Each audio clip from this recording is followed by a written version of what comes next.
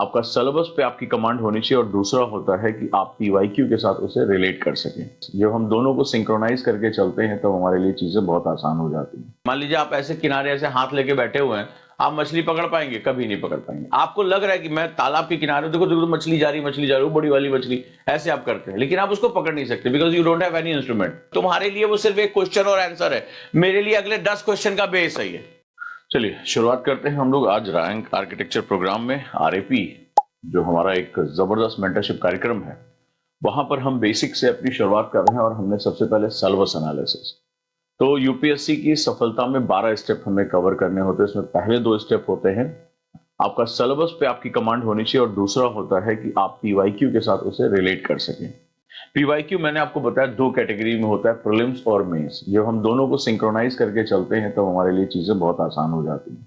तो मॉर्निंग की क्लास में अभी जहां पर मैं पीवाईक्यू के प्रीलिम्स के बारे में डिस्कशन कर रहा हूं कि आखिर जो हमने चीजें सिलेबस में देखी हैं वो किस तरह से डाइवर्स होती हैं, और शाम की क्लास में जो रात में 10 से 11 है वहां पर मैं आपसे डिस्कशन करता हूं मेंस के साथ। मेंस के में मैंने एक नई चीज जोड़ी है जहां पर वो आप किस तरीके से आप चीजों को डेवलप कर सकते हैं, चीजों को देख सकते हैं और उसके साथ अपनी तैयारी कर सकते हैं। यानी मेंस में कैसे पैटर्न एनालिसिस हो रहा है, कैसे राइटिंग करनी होती है, छोटे छोटे शब्द का मतलब क्या होता है।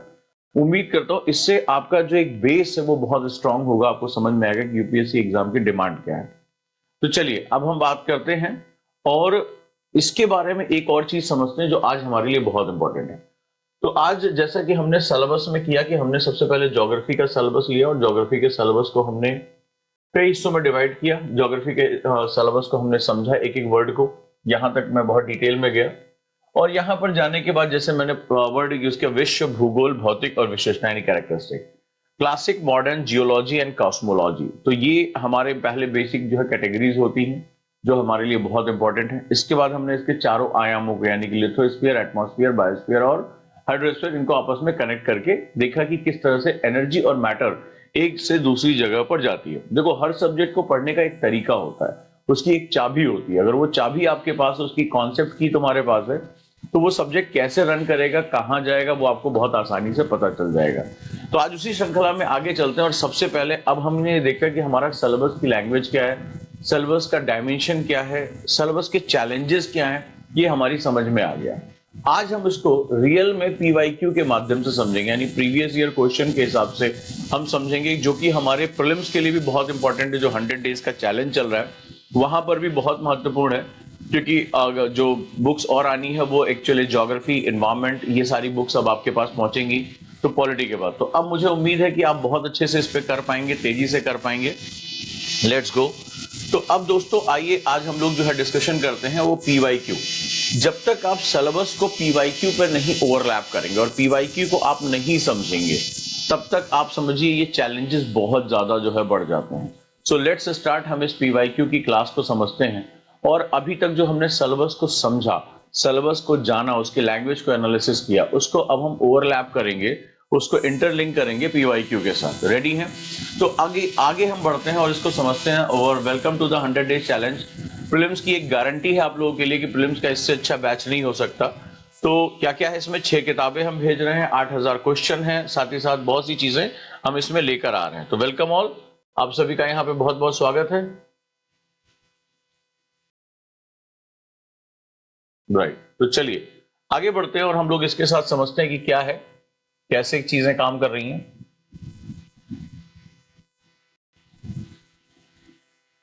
तो सबसे पहले अब आइए और क्वेश्चन का नेचर देखने की, समझने की कोशिश करिएगा। पहला जो क्वेश्चन हमारा है मीटियोर, ठीक है, मीटियोर किसे कहते हैं। अब अगर ध्यान से इसको पढ़ेंगे तो आप एनसीईआरटी में भी जाएंगे तो 6th क्लास की एनसीईआरटी के पहले ही चैप्टर में इसके बारे में दिया हुआ है, ठीक है।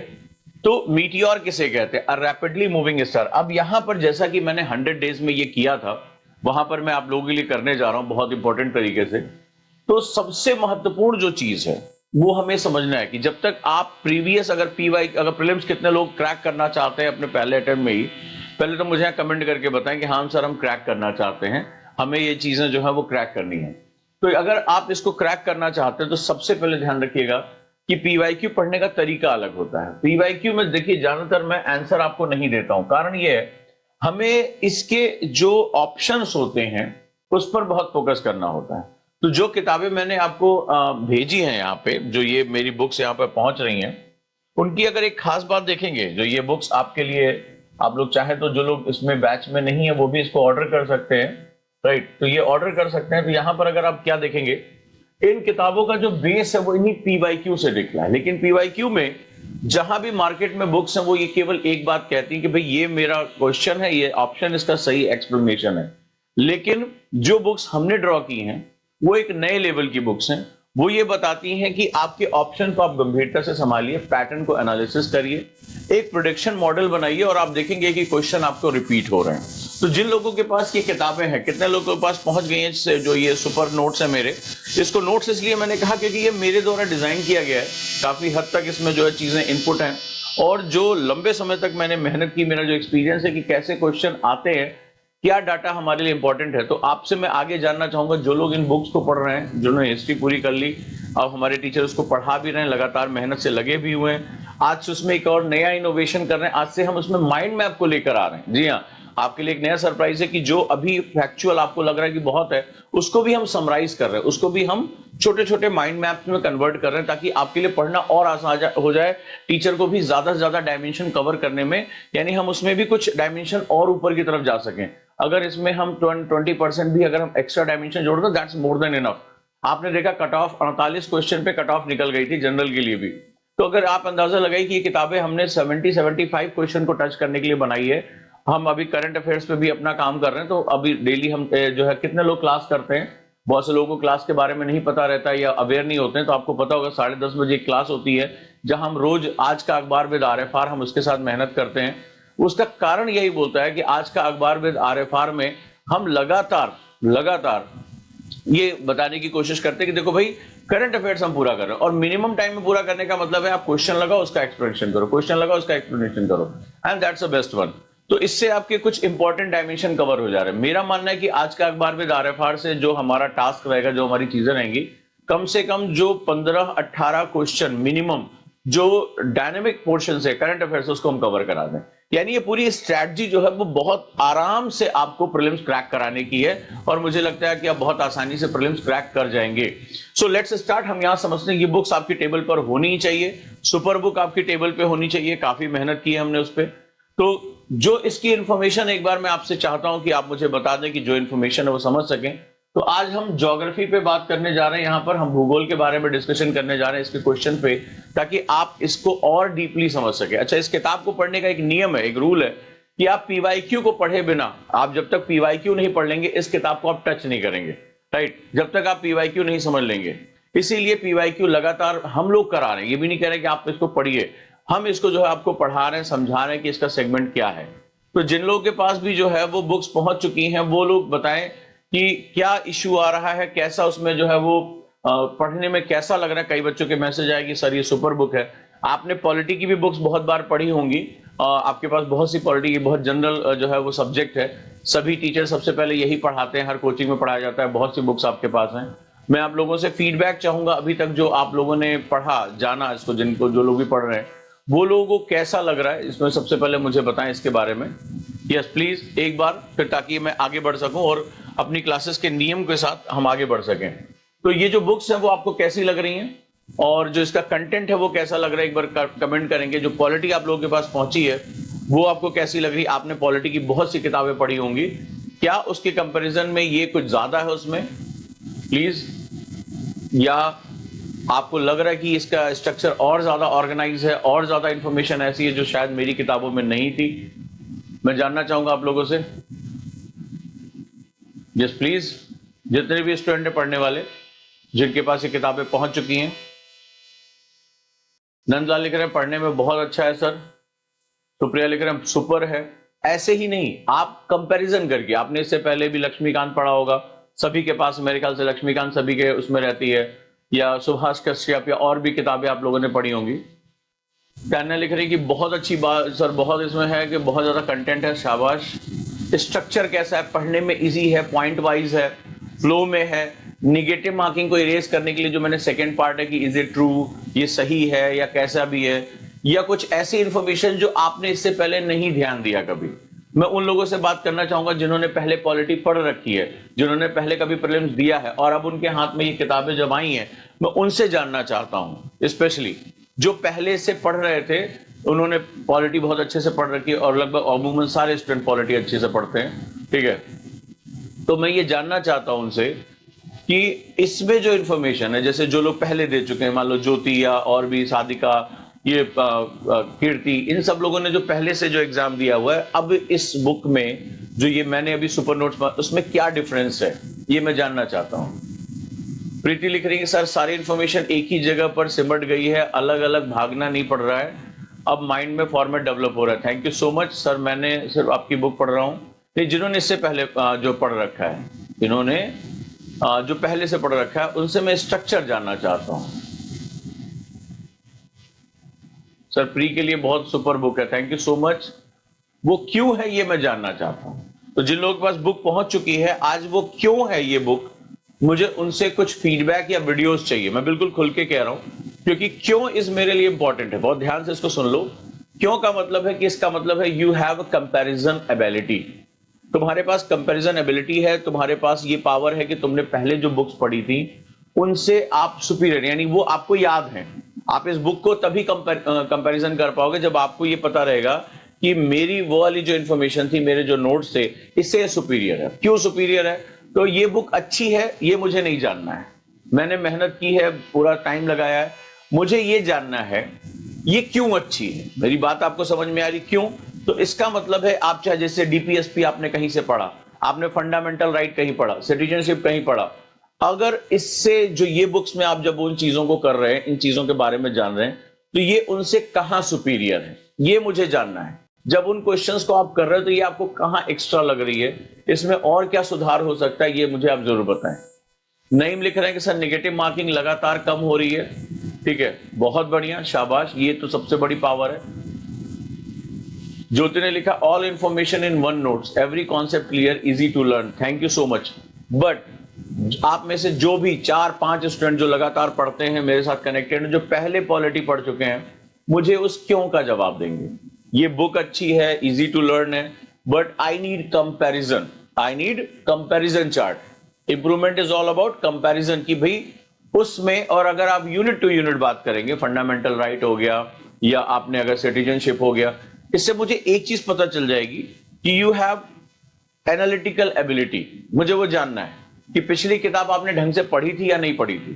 तो अगर आपने पढ़ी होगी, इसमें आपको पास पता होगा, जैसे मैं अगर कोई चीज पढ़ूंगा, हाँ इस वाले से ये चीज अच्छी दी हुई है, इस वाले में ये चीजें अधूरी थी, तो मुझे आज कम से कम जो सीरियस स्टूडेंट है, होनहार स्टूडेंट है, उनसे कुछ वीडियो फीडबैक भी मुझे चाहिए, एंड दैट फीडबैक, और ट्रूली फीडबैक चाहिए। इससे मुझे पता चल जाएगा इंटेलेक्चुअल आप कितना एसोसिएटेड रहते हैं, आपने पिछली जो चीज पढ़ी उसको कितने अच्छे से पढ़ा, नई चीज को एड ऑन जो हो रही है उसमें आप मुझे फैक्ट टू फैक्ट बताएंगे कि हाँ ये चीज हमने पहले कभी नहीं पढ़ी, पहले कभी नहीं सुना, मेरी ये बुक में था ही नहीं ये चीज, जो अब आपने यहां पर मुझे दे दिया है। इससे आपको पता चलेगा, क्योंकि जो सबसे मोटी किताब आ रही है वो ज्योग्राफी आ रही है, सबसे मोटी, क्योंकि ज्योग्राफी में एक पूरा डोमेन ही मैप का अलग हो जाता है। तो अभी आपको तैयारी करनी होगी, आपकी जो पॉलिटी आई है इससे 1.5 गुना मोटी है आपकी geography. So in that case हमें अभी इसमें बहुत काम करना है। खुशबू लिखती है कि सर मैंने एक बुक में बेयर एक्ट, और मैंने बुक भी पढ़ रखी है और बेयर एक्ट भी पढ़ रखा है, बट इसमें बहुत कुछ अलग है। वही बहुत कुछ मुझे आपसे जानना है। कितने लोग आज मुझे बताएंगे? मुझे ये पता चल जाएगा एनालिटिकल एबिलिटी आपके पास कितनी है। और जिनके पास सुपर बुक और सुपर नोट दोनों है, यानी कि जो हमारे मेंटरशिप में हैं, उनको फिर अब किसी चीज की, मतलब बिल्कुल फ्रॉम जीरो टू हीरो, वही उनका हिसाब किताब है। तो वो मुझे चाहिए क्या है, आप डीपीएसपी पे बात करिए, आप फंडामेंटल राइट पे बात करिए। इससे एक चीज और हो जाएगी, बुक पढ़ने का जो आपका एनालिटिकल वे है, उसके फैक्ट्स को समझने का जो आपका वे है, वो भी मुझे पता चल जाएगा। Do you have that kind of memory ability और नॉट, एसोसिएटिव एबिलिटी और नॉट, ये आपके पास है या नहीं है। तो आप मुझे 8-10 कौन कौन है जो मुझे अच्छा फीडबैक दे सकते हैं on the basis of the topic to topic, whatever, fundamental right हो गया, या अगर आपका डीपीएसपी हो गया, या किसी भी चीज पे आप बात, सिटीजनशिप पे बात करिए, आप प्राइम मिनिस्टर, प्रेसिडेंट पावर्स पे बात करिए, तो अगर आप मुझे वो कंपैरिजन करके देते हैं 3 to 4 पॉइंट में एक वीडियो में, तो मुझे आपकी जो एक एनहांसमेंट एबिलिटी है वो उसके बारे में जान पाऊंगा, राइट? तो कितने 10 लोग कम से कम कौन कौन होंगे? क्योंकि अभी अमरिंद का मैसेज आया बड़ा अच्छा खासा बुक को लेकर। आप लोग ऐसा लग रहा है कि जैसे दूसरी बुक पहुंचते आपकी सांस सूख गई, चल लो एक और पढ़ना पड़ेगा ढेर सारा। तो अगर ये सूख रही है तो अभी जो ज्योग्राफी आ रही है वो और मोटी है। ज्योग्राफी, एनवायरमेंट, साइंस, साइंस तो चलो पतली है कि उसमें टेक का पोर्शन ज्यादा रहता है। तो आप मुझे कंपैरिजन चार्ट जरूर देंगे, ठीक है, जिस पे भी है, और 1 to 1, ठीक है? आवाज नहीं आ रही है ज्योति? अभी किसी का जी सर यस सर नहीं आया वैसे। तो ये मुझे हर हालत में चाहिए। और हल्का फुल्का और भी अच्छा है, सुपर, अरे भाई पहुंच गई अब क्या करोगे, लेकिन मुझे ये चीजें प्रभावित नहीं करती हैं। मुझे बात होती है कि आपने फैक्ट पे कितना बात किया। आइए आज हम लोग बात करते हैं। अब यहां पे हमारा शब्द है, बड़े ध्यान से उसको समझिएगा, मीटियोर किसे कहते हैं? मीटियोर। अब 1995 का क्वेश्चन है, meteor. The word is meteor 1। अभी एक पैटर्न आपको दिखाई पड़ेगा। तो ज्योग्राफी में मैंने बात किया था कि भूगोल में कॉस्मोलॉजी, जियोलॉजी, क्लासिक और मॉडर्न 4 पार्ट हमारे इसमें अपने आप आ जाते हैं। अब मीटियोर, अब सवाल है कि मीटियोर के बारे में पूछ क्या रहा है। तो यहां पर क्वेश्चन का नेचर देखो। अब मीटियोर इज, एक मीटियोर है, हिंदी में भी क्या कहता है कि एक जो है, हिंदी में ये कहता है कि यहां पर उल्का क्या है, उल्का। तो सबसे पहले जब हम बात करते हैं, याद होगा अभी मैं जब सिलेबस एनालिसिस करा रहा था, तो कुछ पैटर्न को पकड़ने के लिए, कुछ पैटर्न कैसे पकड़ते हैं, मछली कैसे पकड़ते हैं, जाल होना चाहिए, कांटा होना चाहिए, कोई ना कोई ऐसा तरीका होना चाहिए जिसपे जो है वो कोई जाली लगा देता है। तो मछली पकड़ने के लिए हमें करना है, तो ये मछली मतलब ये ढेर सारी इंफॉर्मेशन आपकी मछलियां हैं। लेकिन मेरे पास अगर जाल नहीं है, मान लीजिए आप ऐसे किनारे ऐसे हाथ लेके बैठे हुए हैं, आप मछली पकड़ पाएंगे? कभी नहीं पकड़ पाएंगे। आपको लग रहा है कि मैं तालाब के किनारे, देखो देखो मछली जा रही, मछली जा रही, बड़ी वाली मछली, ऐसे आप करते हैं, लेकिन आप उसको पकड़ नहीं सकते because you don't have any instrument.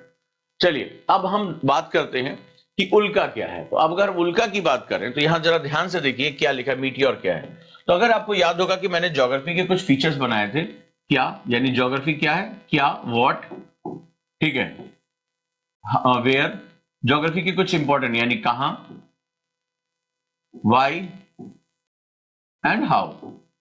याद होगा पिछली क्लास में मैंने इस पर बहुत डिस्कशन किया था और बताया था कि मेंस के जो क्वेश्चन होते हैं वो भी इन्हीं आसपास जो है वो रन करते हैं, याद है डिस्कशन? और जिसने शाम की क्लास नहीं देखी वो शाम की क्लास को एक बार जरूर देख लेगा।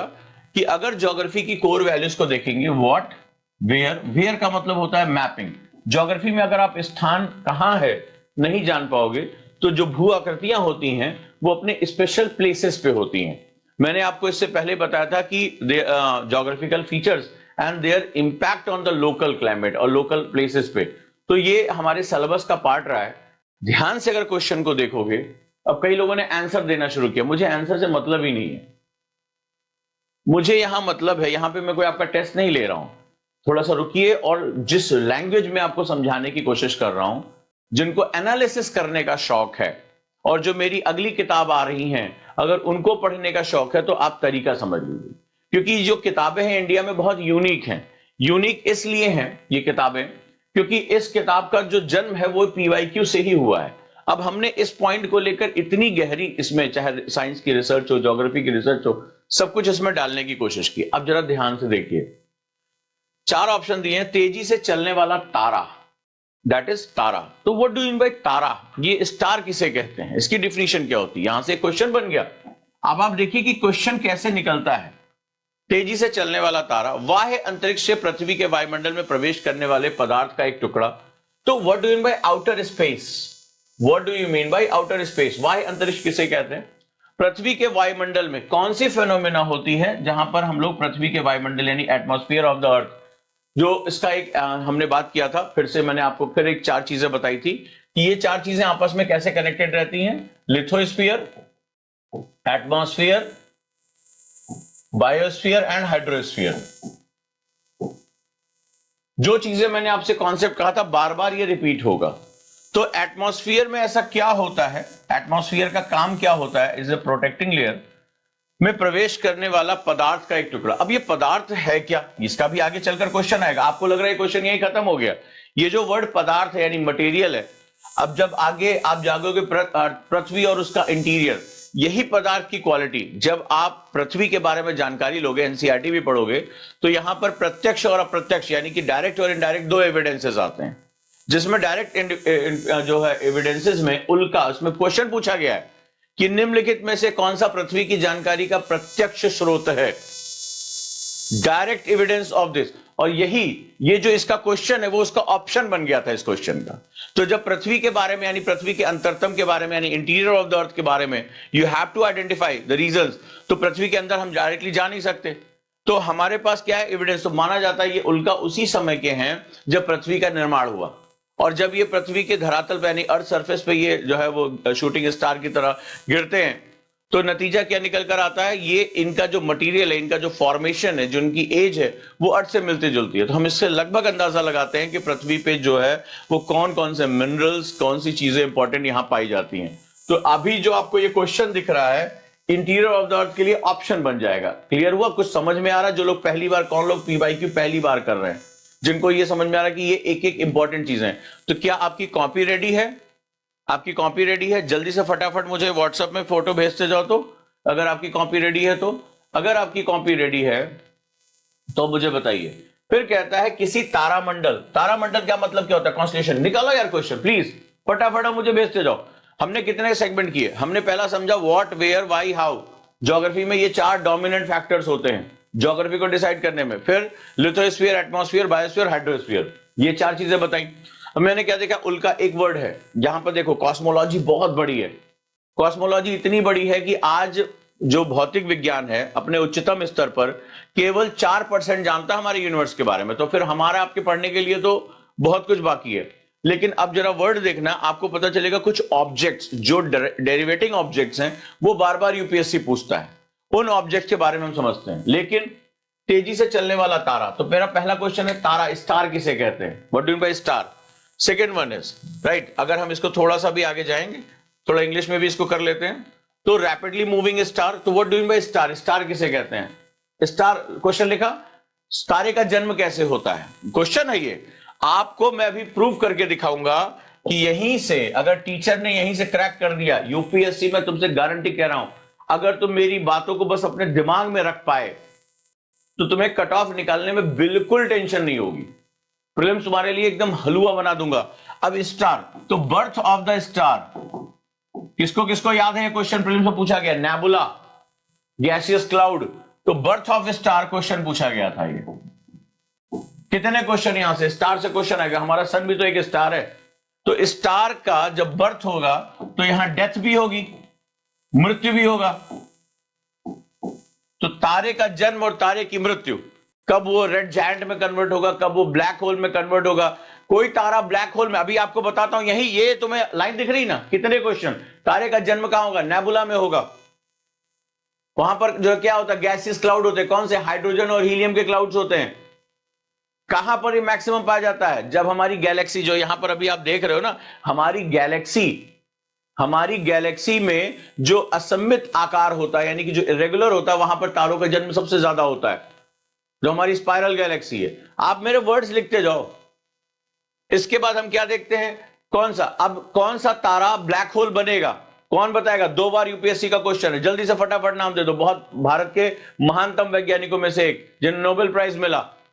जल्दी से मुझे नाम बता दो, जल्दी से फटाफट, कई बार पढ़ा चुका हूं मैं। अब कौन सा तारा मरने के बाद ब्लैक होल बनेगा? कम ऑन फास्ट, बहुत जल्दी। वो देखो लिख रहे हैं चंद्रमा भी स्टार है, इनका अलग ही चल रहा है।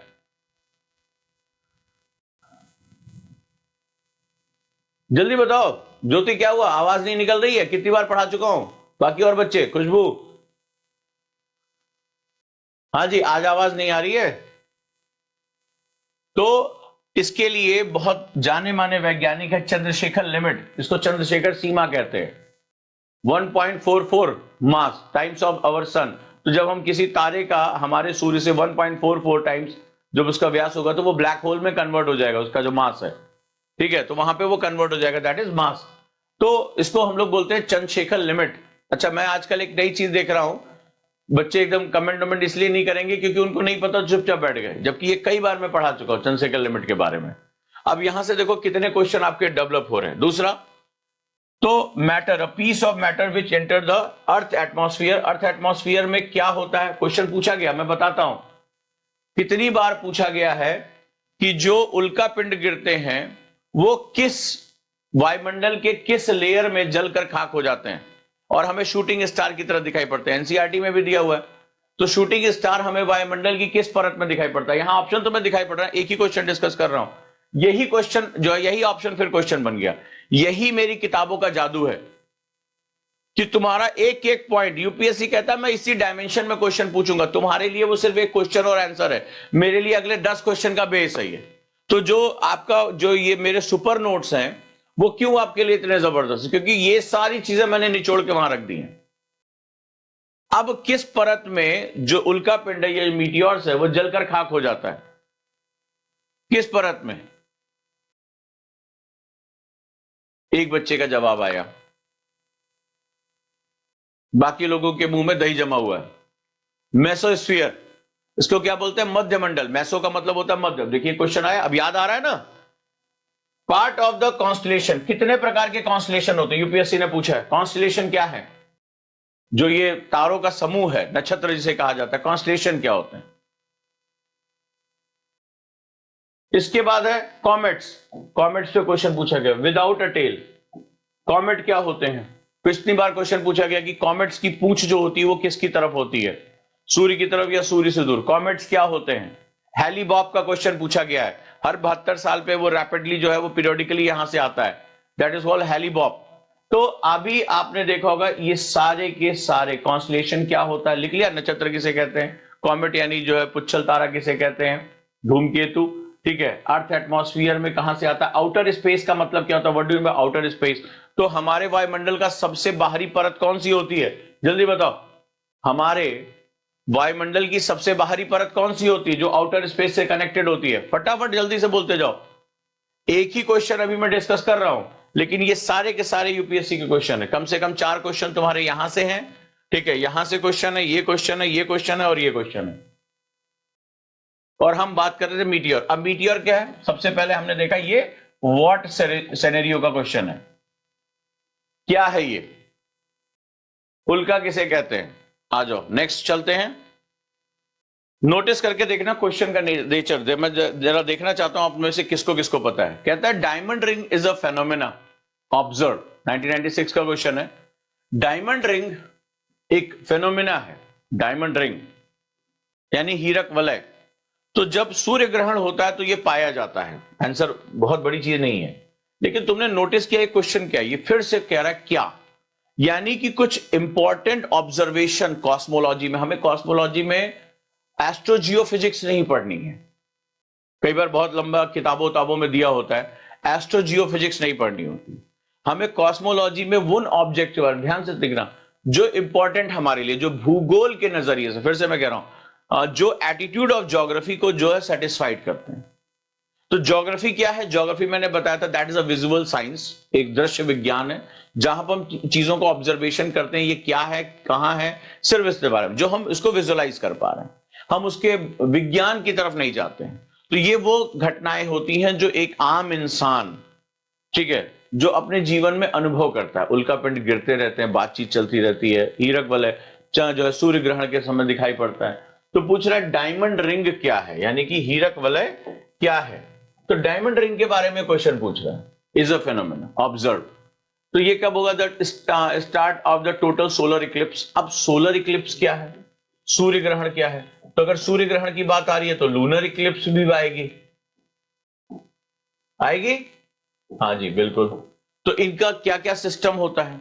सूर्य, अब जब हम बात करेंगे सोलर की, ठीक है, at the end of the total solar eclipse की, इसके आखिरी में दिखाई पड़ता है only along the peripheral region of the totality trail. पूरे उसमें जो है पेरिफेरल रीजन में बाहरी दिखाई पड़ता है, only in the central region of the totality trail. अब यहां पर जो ये बातें कर रहा है, जरा इसको ध्यान से समझो कि ये क्या है। हिंदी में भी दिखा देता हूं। डायमंड रिंग एक ऐसी घटना जो देखी जाती है पूर्ण सूर्य ग्रहण की शुरुआत में, पूर्ण सूर्य ग्रहण के अंत में, केवल पूर्णता पथ के परिधीय क्षेत्रों में, केवल पूर्णता पथ के केंद्रीय क्षेत्रों में। अब सवाल यह है, सन और जो हमारा लूनर इक्लिप्स है, सोलर और लूनर, दो हमारे इक्लिप्स हो गए। अब सवाल यह है, सन यहां पर जो बात कह रहा है, ध्यान से समझो, डायमंड रिंग देखी जा सकती है, द वर्ड इज ऑब्जर्व।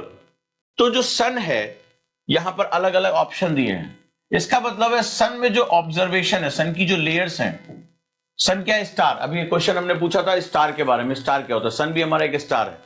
तो स्टार होगा तो इसके जो कोर है, यानी इसका जो न्यूक्लियस है, वहां पर नाभिकीय संलयन की प्रक्रिया होगी। फिर यह क्वेश्चन बना है कि सूर्य की ऊर्जा का प्रमुख कारण क्या है? The main reason of the sun energy क्या है? वो दैट इज सोलर, जो है न्यूक्लियर फ्यूजन। क्या बोलते हैं उसको? न्यूक्लियर फ्यूजन, नाभिकीय संलयन, जहां hydrogen convert into helium, hydrogen helium में कन्वर्ट हो जाता है। क्लियर है? तो सन है हमारा। अब सन के बाद हम आगे बढ़ते हैं, तो सन, सूर्य है हमारा। सूर्य से थोड़ा सा आगे बढ़ते हैं अब सन में। तो सन की जो लेयर्स होती हैं वो कई तरह की लेयर होती है। हम जो देखते हैं, क्वेश्चन देखते हैं, अगर किसी को भी पीवाईक्यू याद भी होगा तो आप देखना कि यहां पर ये कह रहा है कि हमें एक हिस्सा दिखाए। कब देखा जा सकता है? ऑब्जर्व। ऑब्जर्व वर्ड आया हुआ है, तो ऑब्जर्व वर्ड में इसका मतलब है कि भाई आज हम एक चीज के बारे में बात कर रहे हैं, जैसे डायमंड रिंग के बारे में, हीरक वलय। बट यूपीएससी कई तरह की, जो कोरोना क्या होता है, फोटोस्फीयर किसे कहते हैं, तो सन की जो लेयर्स होती हैं वो कई कई तरह की लेयर्स होती है, कॉन्सेंट्रिक लेयर्स हैं जिनकी अलग अलग वैल्यूज हैं। फिर पूछा गया है सोलर फ्लेयर्स कहां होती हैं, डार्क स्पॉट्स कहां होते हैं, सौर धब्बे जिसे कहा जाता है। ये सभी यूपीएससी के क्वेश्चन है। यानी सन का जो ऑब्जर्वेशन है, जो सूर्य को देखने की हमारी क्षमता है, उस पर लगातार क्वेश्चन पूछे ही जाते हैं। क्लियर हुआ? तो इसका मतलब है कि अगर मैं इसको पढ़ते समय, नोट्स मैंने इसलिए सारी चीजें इसमें डाली हैं, एक एक पॉइंट को डाला है कि कब क्या दिखता है। यानी अगर हम इसके पूरे सेगमेंट को समझ लें कि जब हम सूर्य को देखते हैं तो कोई आग का गोला, जैसे हमें बचपन से बताया ना सूर्य आग का गोला है, तो उस आग का गोला हम नहीं देखते हैं। हम सूर्य का पूछा गया क्वेश्चन, हम सन का कौन सा हिस्सा देखते हैं? हमें सारे हिस्से नहीं दिखाई पड़ते। सन एक कॉन्सेंट्रिक लेयर में, जैसे पढ़ते होते हैं ना, सन एक कॉन्सेंट्रिक लेयर का पार्ट है, तो इसके कोर में नाभिकीय संलयन यानी न्यूक्लियर फ्यूजन होता है, लेकिन इसके अलग अलग पार्ट हमें अलग अलग समय पर दिखाई पड़ते हैं। सोलर स्पॉट कहीं पर और होता है, वो क्या पूछा गया है? सोलर स्पॉट्स क्या है? तो ये सूर्य की सतह पे यानी सन सरफेस पे ये कोल्डर एरियाज है, ये ठंडे क्षेत्र हैं।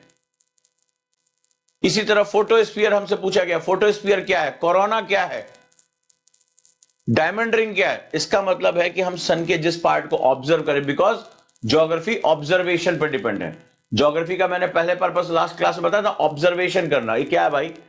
तो ये ऑब्जर्वेशन जब आप करेंगे तो हम अगर यहां पर इसकी चीजों को जान लें कि क्रोमोस्फीयर क्या है, फोटोस्फीयर क्या है, कोरोना क्या है, डायमंड रिंग क्या है, कोर क्या है, हो गया काम हमारा। अब अगर आप देखोगे यही 5 क्वेश्चन कई बार रिपीट हुए, कई बार।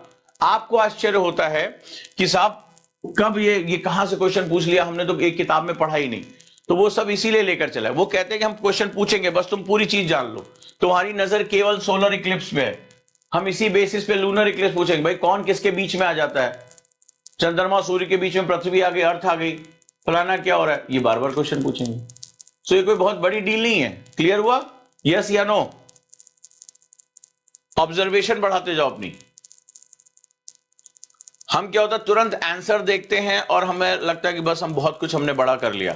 चलिए नेक्स्ट क्वेश्चन पूछा गया है, a group of small piece of rock revolving around the sun between the orbit of Mars and Jupiter are called, right. कहता है कि ग्रुप ऑफ स्मॉल पीसेस, छोटे छोटे टुकड़े हैं जो सूर्य के चारों तरफ, ठीक है, रिवॉल्व अराउंड सन। अब तुम लोग को लग रहा होगा जल्दी से मैं इसका आंसर दे दूं। सबसे पहले बताओ रिवॉल्व अराउंड द सन इसका मतलब क्या है? फिर कहता है between the orbits of the Mars, कौन सा? मार्स और जुपिटर। अभी तुम्हें देखते जाना कितने क्वेश्चन यहां से निकालता हूं मैं। चलिए शुरू करिए साहब। Revolving around the sun, what is the meaning of revolving around the sun? सूर्य के चारों ओर परिक्रमण, तो इसको बोलते हैं परिक्रमण। तो 2 मोशंस होते हैं, अगर आप पढ़ेंगे, यूपीएससी का सबसे फेवरेट पार्ट है ये, मुझे लगता है कि सबसे ज्यादा बार बार पूछा जाने वाला पार्ट है। तो अगर हम यहां पर ध्यान देंगे तो यहां पर क्या होगा? दैट इज अ रोटेशन, जब पृथ्वी अपने अक्ष पर घूमती है रोटेशन, और जब घूर्णन बोलते हैं इसको, क्या बोलेंगे? घूर्णन। इसकी वजह से क्या होता है? दिन और रात होता है। किसको किसको याद है? 2 साल पहले का क्वेश्चन है ये। दिन और रात होता है रिवोल्यूशन पे। और दूसरा होता है रिवोल्यूशन। तो रिवोल्यूशन की बात करेंगे जब हम सन के चारों तरफ पृथ्वी घूमती है, रिवॉल्व करती है, एक पर्टिकुलर जो है वो एक ऑर्बिट को लेते हुए जब वो घूमती है, तो इसको रिवोल्यूशन कहते हैं। रिवोल्यूशन की वजह से ईयर चेंज होते हैं और पृथ्वी के टिल्ट होने, कितनी बार क्वेश्चन पूछा गया, 23 का भी क्वेश्चन है ये। तो जब पृथ्वी टिल्ट है, अर्थ अपनी जगह से टिल्ट है हल्का सा 23.5 डिग्री, 23 1/2, तो यहां से क्या होगा? जब ये रोटेट करते तो इससे हमारे क्या होता है? वेदर चेंज होते हैं, मौसम बदलते हैं, गर्मी सर्दी बरसात जो हमें दिखाई पड़ती है। तो यहां पर क्या होता है? रिवॉल्व करते हैं। तो ये दो चीजें हैं, रिवॉल्विंग। लेकिन ये रिवॉल्व कर रही है तो गिर क्यों नहीं जा रही पृथ्वी? तो यहां पर कौन सा नियम काम करता है? यूपीएससी ने क्वेश्चन पूछा, जल्दी बताओ। ये जो रिवॉल्व कर रही है और पृथ्वी छोड़कर निकल नहीं जा रही है और सभी अपने अपने ऑर्बिट में आराम से, मतलब बिना तेल भराए, बिना इस बात की चिंता की कि ईरान का वॉर चल रहा है, यार तेल महंगा हो गया, पृथ्वी का तेल बहुत महंगा, थोड़ा धीरे घूमे क्या, इतनी जल्दी जल्दी 1 साल हो, भी हमारे यहाँ बहुत से लोग प्रेम दे रहे हैं, वो सोच रहे प्रभु ये 3 महीना 6 महीने में कन्वर्ट हो जाए, थोड़ा धीरे चल रहे, तेल भी बच जाएगा, ईरान वॉर भी चल रही है और ये बच्चों का भला हो जाएगा। 24 मई जल्दी नहीं आएगी, ठीक है? तो कई लोग इस चक्कर में होंगे। बताओ भाई क्या करें? तो ये कौन से नियम पे काम करता है? जल्दी बोलो, यस सर, नो सर, बाद में कर। कौन सा, तुम लोग मिलिट्री में हो? हाँ जी, कौन से रूल नियम पे काम करता है? यूपीएससी के क्वेश्चन तुम्हें बताता हूं, जल्दी बताओ। किरण शर्मा इमोजी भेज रही हो, थोड़ा सा आंसर भी भेज दो फटाफट।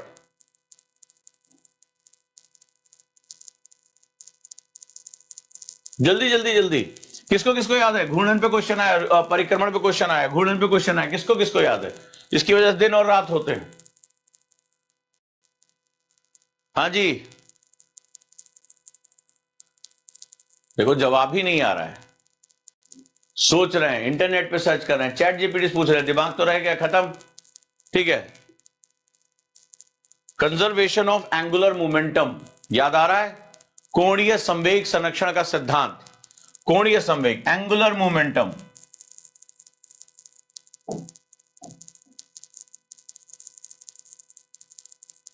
कोणीय संवेग संरक्षण का सिद्धांत। और इतने बेशरम है, सेंट्रीपीटल और सेंट्रीफ्यूगल फोर्सेस, अपकेंद्रीय और अभिकेंद्रीय बल, इन सब के बारे में बताया है। ये जो पूरी क्लास की हालत है ना, जो लोग पहले से पढ़ चुके हैं और जो ये दम्भ कर रहे हैं कि 24 तारीख को जाकर वो पेपर देकर आएंगे, उनकी हालत तो बहुत बुरी होने जा रही है भाई साहब। ये अगर ये उनकी हालत है, दिमाग उनका इतना हैंग कर रहा है कि बेसिक चीजें जो कई बार मैं एनसीईआरटी में और फलानी जगह पढ़ा चुका हूं, अगर याद होगा मैंने पहली क्लास जब शुरू की थी तो एक चीज बोला था, रेस्पॉन्स टाइम। तुम लोग अभी नहीं समझोगे, एक आध अपना अटेम्प्ट खराब करने के बाद समझोगे। रिस्पॉन्स टाइम तुम्हें डेवलप करना ही पड़ेगा। टीचर ने क्वेश्चन पूछा, यूपीएससी क्वेश्चन पूछ रहा, तुरंत आपको रिस्पॉन्स करना पड़ेगा। जो लोग अभी मौज मस्ती के मूड में हो वो थोड़ा सा इसको समझ लें, ठीक है? और जो लोग एग्जाम देने जा रहे हो, अगर उनको ये सब चीजें याद नहीं आ रही है तो सॉरी टू से, शायद तुम्हारे नसीब में एक अटेम्प्ट और लिखा होगा, अगर मैं ये बोलना नहीं चाहता हूं, लेकिन आपकी हरकतें उधर ही जा रही हैं। Please increase your response time, जल्दी से जल्दी इसको इंक्रीज करिए। और वो तब होगा जब आप की जो रेस लगी है, इतना पेज पढ़ लें, जो पढ़ रहे हो उसको बार बार रिकॉल करो, ये तुम्हारी जिम्मेदारी है। आप बार बार कहते हो ओवर थिंकिंग कर रहे हैं, ओवर थिंकिंग को निकाल के बाहर करो, लेटो तो उसमें अपने से पैशन के साथ उसको रिकॉल करते रहो, रिकॉल करते रहो। तो जब आप रिकॉल करोगे तभी तो काम चलेगा। नहीं, ऐसा बोलने से कुछ थोड़ा नहीं होगा। मैं तुम्हारे मीठा मीठा बोलूं, मीठा मीठा बोलने के लिए पूरा सोशल मीडिया बड़ा पड़ा है। टीचर बोल रहा है कुछ नहीं, हमारा नोट्स पढ़ लो, तुम टॉपर बन जाओगे, इस चक्कर में तुम्हारे 4-5 साल निकल जाते हैं। जो सच्चाई है वो सच्चाई है। रीजन ये है कि आपको अपना रिस्पॉन्स टाइम बढ़ाना पड़ेगा। यूपीएससी वो तुम्हारे पॉजिटिव और मोटिवेटिव वो में काम नहीं करता, वो कहता है कि भाई मेरे क्वेश्चन का जवाब दो। तो ये सब चीजें तो आप पढ़ चुके हो ना, तो उनका जवाब देने में तुम्हें क्यों इतना टाइम लग रहा है? तो थोड़ा सच्चाई को भी समझ लो। आ जाओ नेक्स्ट। अब देखो फिर से, थोड़ी देर पहले हमने एक ऑप्शन को देखा था, मीटियोर्स, ठीक है? मीटियोर्स याद आ रहा है? तो जो उसका क्वेश्चन था इसका ऑप्शन बना। अगर हम मीटियोर्स को समझ लें तो ये क्या होता है? ये पृथ्वी पर गिरने वाले छोटे छोटे टुकड़े हैं, ये रिवॉल्व नहीं कर रहे हैं। आपने देखा, नोटिस किया? उल्का जो है, अभी थोड़ी देर पहले हमने क्वेश्चन के फॉर्म में पढ़ा था, यहां ऑप्शन के फॉर्म में आ गया। दूसरा, अभी हमने थोड़ी देर पहले निशान लगाया था कॉमेट्स। अब जरा पावर देखिए आप, कि अगर हम वाकई में इस तरीके से पढ़ लें तो यूपीएससी कितना आसान हो जाएगा, कितना आसान हो जाएगा। मीटेरॉइड्स, जो क्षुद्र ग्रह की पेटी, फिर ये क्वेश्चन, और तुम्हें लग रहा है क्वेश्चन इसके बाद आए, फिर अभी आएगा ये क्वेश्चन, ये जो इसका ऑप्शन है मीटियोराइड्स का और एस्ट्रॉइड्स का, अभी देखना फिर से ये क्वेश्चन आएगा। तो जब आप जाओगे एनसीईआरटी 6 क्लास पढ़ते हो तो उसमें पूछा गया है मीटियोर और मीटियोराइड्स में क्या अंतर है, ठीक है, इन दोनों में डिफरेंस पूछा, बताया गया बाकायदा उसमें है। इसके बाद जो तुम्हें यहां दिखाई पड़ रहा है, वो जब आप जाओगे तो इसका फिर से क्वेश्चन बन जाएगा कि क्षुद्र ग्रह की पेटी किन ग्रहों के बीच में पाई जाती है। ये कम से कम 7 to 8 क्वेश्चंस हैं। अभी तक कितने हमने यहां पर कर लिए, ये हो गया, ये ऑलरेडी, ये और यहां पे। अब मार्स और जुपिटर, मार्स टिल मार्स ग्रहों को क्या बोलते हैं, from sun to till Mars, इन ग्रहों को क्या बोलते हैं, जुपिटर से आगे के ग्रहों को क्या बोलते हैं, प्लैनेट्स को क्या बोलते हैं। ये तो बहुत बेसिक बच्चों का सवाल है, यूपीएससी और पीसीएस में सभी में आया है, फटाफट इसका जवाब दे दो। और अगर ये सब सवालों के जवाब नहीं दे पा रहे हो तो कुछ दिन तक क्लास से हट जाओ, क्योंकि फिर गुस्सा आएगी मुझे, खासतौर पर वो लोग जो प्रीलिम देने जा रहे हैं और जो अपने आप को ये शो कर रहे हैं दे आर हैंग, उनका दिमाग नहीं काम कर रहा है और वो इंतजार कर रहे हैं कि सुपर नोट्स आएगा तब हम पढ़ेंगे। तो मुझे नहीं लगता कि ये कोई बहुत बेसिक, अगर आप एनसीईआरटी भी आपके पास बेसिक तैयार नहीं है, और ये 6 क्लास की एनसीईआरटी का पहले चैप्टर में दिया हुआ है, ठीक है। यस सर नो सर मुझे मत लिखो, मुझे बताओ क्या है टिल मार्स, क्या कहते हैं उसको, मार्स के बाद उन प्लैनेट्स को क्या बोलते हैं फ्रॉम जुपिटर। और बहुत बेसिक क्वेश्चन है, बहुत बेसिक क्वेश्चन है। टिल मार्स क्या बोलते हैं उसे, मंगल तक उन्हें क्या बोलते हैं,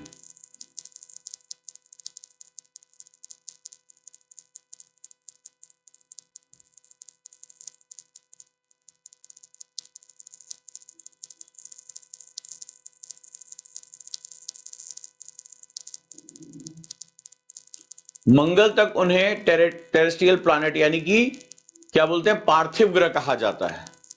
उसके बाद बीच में क्षुद्र ग्रह की पेटियां आती हैं, एस्टेरॉयड बेल्ट होता है, उसके बाद उसको जोवियन प्लैनेट बोला जाता है, उसको गैसियस प्लैनेट भी कहा जाता है।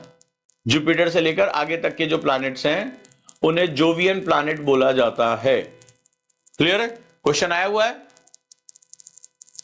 और यही क्वेश्चन पूछा गया, एस्टेरॉयड बेल्ट कहां कहां पाई जाती है, क्षुद्र ग्रह की पेटी किसके बीच में पाई जाती है। तो अगर आप नोटिस करके देखना, अभी सिर्फ 2 क्वेश्चन हमने डिस्कस किया है, एक क्वेश्चन का ऑप्शन अगले का क्वेश्चन बन जाता है। यही मैं आप लोगों को बताने की कोशिश कर रहा हूं, 100 डेज में सबसे प्यारी चीज यही है।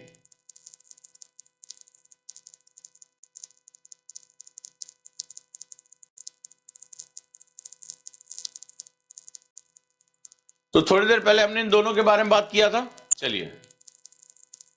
और जब हम अपनी मार्केट की बुक्स लेकर आते हैं ना, जब हमारा पूरा फोकस होता है आंसर पे, हम उसको तोड़ नहीं पाते हैं। जरा ध्यान से देखो, which of the following star is nearest to the earth. अब हमने थोड़ी देर पहले एक पहले क्वेश्चन में एक वर्ड स्टार के बारे में हमने समझा था, यस या नो, कि अगर हम स्टार को वहीं पे समझ लें कहां जन्म हो रहा है, क्या है नियर अबाउट, तो ये वर्ड क्या है, व्हाट। क्वेश्चन का नेचर क्या है, आप देखिए क्या कर रहे हैं। हमारी मैंने कई किताबें देखी है जहां वो एस्ट्रोजियोफिजिक्स पढ़ाने लगते हैं, वो साइंस को लाकर जो है वो एस्ट्रोनॉमी में घुसेड़ देते हैं, तो बच्चा इतना डर जाता है, इतना कंफ्यूज हो जाता है, बाप रे कितना पढ़ना है। जबकि ज्योग्राफी का पहला नेचर ही है कि ऑब्जर्वेशन, तो मुझे ऑब्जर्वेशन केवल करना है, नहीं मुझे देखना है, दूरबीन से देखना है। ज्योग्राफी का बेसिक था कि गैलीलियो से लेकर सबने दूरबीनों से देखा, हमारे जो महान गणितज्ञ थे वो ऑब्जर्व करते थे।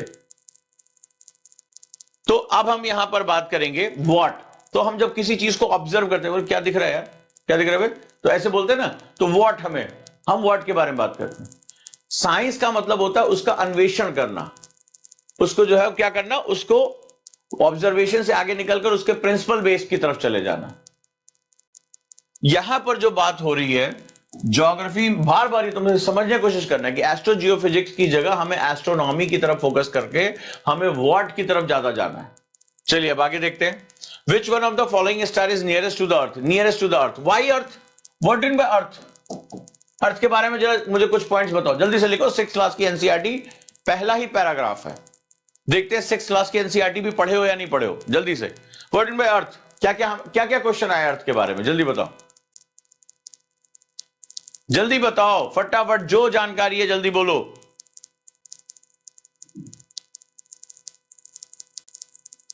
मुझे होपलेस मत करो 24 तारीख के लिए। अगर रिस्पॉन्स टाइम तुम्हारा बहुत खराब हो, जो नए बच्चे हैं वो ध्यान से समझें, यूपीएससी में response time is very important. अगर आप बहुत बेसिक चीजों को, एनसीईआरटी पहले चैप्टर का पहला पैराग्राफ, दूसरा चैप्टर, अगर आप ये सब चीजें नहीं बोल पा रहे हैं, नहीं रिकॉल कर पा रहे हैं, so you are in very grave danger. आपसे मीठी बातें करने का कोई फर्क नहीं पड़ता। आप अभी या तो उसको सुधार लीजिए और या तो फिर आप जानते हैं क्या होगा। अर्थ को ब्लू प्लैनेट कहा जाता है। एक बच्चे का सही जवाब, नीला ग्रह किसे कहा गया है? अर्थ को कहा गया ब्लू प्लैनेट। ब्लू प्लैनेट क्यों कहा गया है? Because of abundance of water. तो जैसे अभी किसी ने जवाब दिया यहाँ पे कि ब्लू प्लैनेट कहा गया है इसको, ठीक है, गुड, अभी बात करते हैं। हाँ, बहुत बढ़िया। तो ब्लू क्यों कहा गया? ये ब्लू क्यों है, नीला क्यों है? मैंने पढ़ाते समय एक गाना गाया था, या अगर याद होगा, आज ब्लू है पानी पानी पानी, और वहां एक बहुत पावरफुल साइंटिफिक रूल बताया था जो यूपीएससी में कई बार पूछा गया यहीं से। What is blue? पानी तो मुझे नीला दिखता नहीं, मेरे ग्लास में जो पानी है वो मुझे सफेद सफेद दिख रहा है, पी जाते हैं। तो मैंने, याद होगा, गाना भी गाया, मुझे याद है अच्छी तरह से, यही मैंने कहा था, जो एक गाना बड़ा फेमस है, आज ब्लू है पानी पानी, कहां गया वो? फिर सूर्य से इसकी स्थिति क्या है, तुरंत बताओ। Third position. आकार क्या है? जियोइड। मुझे ये जियोइड होता है, ये गुलाब जो है, ये गुलाब के रूप में होता है, ऊपर से हल्का सा चपटा हुआ है, दैट इज कॉल्ड जियोइड। अगर किसी को भी याद होगा, ये सारे क्वेश्चन यूपीएससी में पूछे गए। बिल्कुल सही है सुप्रिया, रामन इफेक्ट, इसको रामन प्रभाव कहा जाता है। प्रोफेसर सीवी रमन, जिन्होंने स्कैटरिंग ऑफ लाइट यानी प्रकाश का प्रकीर्णन सिद्धांत, और यहां पर इसको रामन प्रभाव कहा जाता है, और इनको जो नोबेल प्राइज मिला था, और इसी वजह से 28 फरवरी को जो है वो क्या होता है, राष्ट्रीय साइंस दिवस होता है। यूपीपीसीएस में पूछा गया है इन्हीं के ही इस उपलब्धि के लिए। तो पानी ज्यादा इसलिए ब्लू नहीं है, ब्लू रामन प्रभाव की वजह से, रामन प्रभाव बोलते हैं इसको, स्कैटरिंग ऑफ लाइट, प्रकाश का प्रकीर्णन होता है, और इसी वजह से ये नीला प्लैनेट कहलाता है, just abundance of water, right. Earth की शेप जियोइड है, इसकी जो प्लेस है वो थर्ड है। मैंने आपको पढ़ाया भी था एनसीईआरटी में, my very educated mother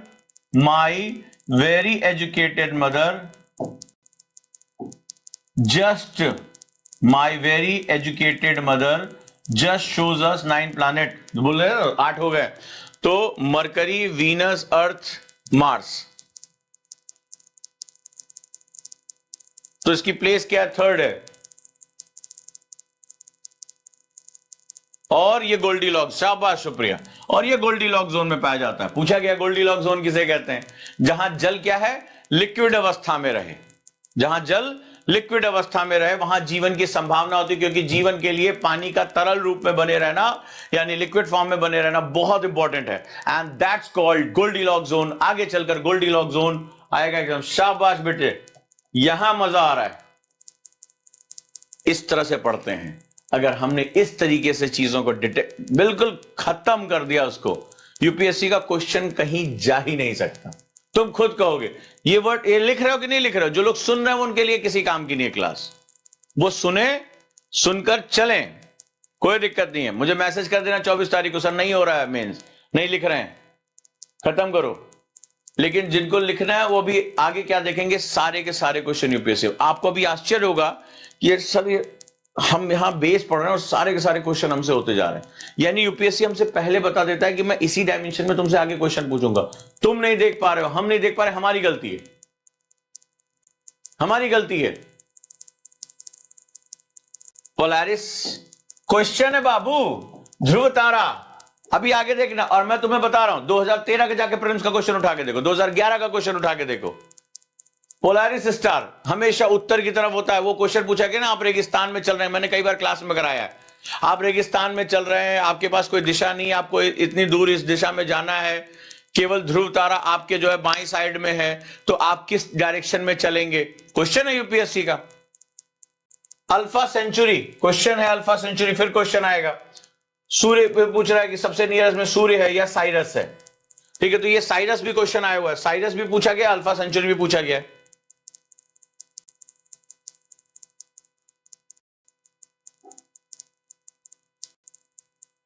right, very nice. अगर हम इस तरीके से पढ़ते हैं तो चीजें हमारे लिए बहुत इंपॉर्टेंट। निकाल लो ना, अल्फा सेंचुरी को निकालो, अभी आएगा क्वेश्चन फिर से। ये जो इसका ऑप्शन है अभी तुम्हें क्वेश्चन दिखाई पड़ेगा। साइरस, ये अभी इसका ये ऑप्शन में दिखाई, अभी क्वेश्चन दिखाई पड़ेगा तुम्हें अभी कुछ देर बाद। जो लोग पहली बार यहां आए होंगे, कितने लोग पहली बार मेरे साथ पीवाईक्यू कर रहे हैं, जिन्होंने हिस्ट्री नहीं की थी, जो है बाकी नहीं किया था, आज पहली बार वो पीवाईक्यू कर रहे हैं। जिनको पीवाईक्यू इस तरह से पढ़ने की आदत है, एक किताब दी आती है उसमें आंसर देख देख के उसको पीवाईक्यू वो कहते हैं। आंसर में शो ही नहीं कर रहा हूं, मुझे बताना ही नहीं तुम्हें सही आंसर, मुझे तुम्हें पूरा फोकस क्वेश्चन पे रखना है कि देखना प्रिडिक्टेबल कितना है प्रीलिम्स। बस दिक्कत क्या होती है कि इतनी इंफॉर्मेशन एक जगह आती ही नहीं है। हम इतनी इंफॉर्मेशन के लिए इधर किताब ढूंढेंगे, उधर किताब ढूंढेंगे, वो नोट्स ढूंढेंगे, वहां ढूंढेंगे। अगर हम बस इतनी बार इसको इस तरह से कर लें तो ये इतना इंपॉर्टेंट बन जाएगा आपको खुद। अभी देखना, सिर्फ 10 क्वेश्चन तक पहुंचते पहुंचते तुम्हें लगेगा सर सारी इंफॉर्मेशन रिपीट हो रही है। ईयर देखना, यहां पर पहले क्वेश्चन पूछा गया था, 3-4 साल बाद यूपीएससी ने फिर क्वेश्चन पूछ लिया, तुम्हें भी रियलाइज हो जाएगा। बस इसका जो ऑप्शन था अगले का क्वेश्चन बन गया। इस तरीके से अगर आपने पढ़ना शुरू किया, अभी अर्थ के बारे में जितनी जानकारी बताई लिख लिया, अभी आगे देखना क्वेश्चन आएगा, आगे फिर तुम्हें ये क्वेश्चन दिखाई पड़ेगा, तुम्हें खुद अंदाजा हो जाएगा ये क्वेश्चन पूछा जाएगा। तो ये जो बुक्स आप लोगों को मिल रही हैं मेंटरशिप में और ये 100 डेज में, ये इसीलिए इतनी पावरफुल, मैंने बता दिया ना, ये तुम्हारे दिमाग में है तो गारंटी है, ये तुम्हारे दिमाग में है तो ये गारंटी है। ये बुक्स जो है इनको बनाया ही इसी तरह से। ये जो सारे ऑप्शन, चूंकि कोई भी बुक ऐसी नहीं है जो इन ऑप्शन को डेलिबरेटली और बहुत डेप्थ में जाकर, मैंने 1-2 किताबें देखी वहां पर वो पॉइंट वाइज पढ़ा देते हैं, 1-2 पॉइंट बता दिया, हमने यहां पर बहुत डेलिबरेटली उसको बताया है। साथ ही साथ इसमें एक दूसरा पॉइंट भी रखा है कि भाई इसमें क्या गलत हो सकता है, क्या नहीं है, उसको भी हमने is it true, is it correct के नाम से, कि ताकि आपके दिमाग में हिट करे भाई गलत वाला भी हमें पढ़ना है, ताकि एग्जाम में हमसे निगेटिव मार्किंग ना हो। ये सारा का सारा उसमें कवर है। पीवाईक्यू अगर आपने कर लिया तो मैं आपसे बता रहा हूं, प्रीलिम्स का जो डर है, जो कि सबसे ज्यादा खतरनाक स्टेज है, खतरनाक इसलिए 98.6% फेलियर रेशियो है। 100 में से 98.6 बच्चे प्रीलिम्स में खत्म हो जाते हैं, तो उससे आप बच जाओगे, उससे आप बच जाओगे। क्लियर है? तो चलो इसी तरह से हम आगे एनालिसिस करेंगे। सिलेबस को दिमाग में रखना है, पीवाईक्यू दिमाग में रखना है, बहुत चीजें आसान हो जाएंगी, बहुत चीजें आसान हो जाएंगी। कैसे लगी क्लास बताना। कुछ एक ओवरव्यू मिल रहा है कि हाँ, इससे अगर हमने इस तरह से पॉइंट बना, ये पीवाईक्यू की डायरी आपकी तैयार है ना, तो आप देखिएगा सिर्फ, और अब तो ये मैंने कर दिया कि सारी इंफॉर्मेशन मैंने एक ही जगह ले आ दी। जो नेगेटिव मार्किंग है उसको भी डाल दिया कि दिमाग जो है, एक पहले आपने देखा होगा नोट्स की खास बात है, पहले फॉरवर्ड चलता है फिर नेगेटिव चलता है, ताकि आप उसके दोनों डायमेंशन कवर कर लें। सो अगर बस अब आपको रिवीजन करना है, बार बार सोते समय आधे घंटे बाद से शुरू करेंगे, जो आप ये ओवर थिंकिंग के लिए खुद को इतना टाइम दे रहे हैं, नेगेटिव थिंकिंग के लिए टाइम दे रहे हैं, उसको बंद करिए, बार बार उन इंफॉर्मेशन को दोहराइए। और एक चीज मेरी याद रखिए, I need to improve my response time. लिख लीजिए इसको, मुझे अपना रिस्पॉन्स टाइम बढ़ाना है। अपने बोर्ड के आगे लिख लीजिए, मुझे अपना रिस्पॉन्स टाइम बढ़ाना है। रिस्पॉन्स टाइम मतलब कि जैसे ही, मतलब फटाक से रिस्पॉन्स टाइम बेस्ट करना है, लिखो उसमें, मुझे अपना रिस्पॉन्स टाइम बेस्ट करना है, इसकी स्ट्रेंथ बढ़ानी है मुझे। तो आप रिस्पॉन्स टाइम जो अपग्रेड करना शुरू करिए, कि जैसे मेरे टीचर मुझसे क्वेश्चन पूछे मुझे तुरंत रिप्लाई करना है, जैसे कोई ऑब्जेक्ट है मुझे रिप्लाई, जो मैंने पढ़ लिया वो मेरा होना चाहिए, उसमें डाउट नहीं है। क्लियर है? तो चलो इस तरीके से चलना शुरू करोगे तो काफी अच्छे से जाओगे।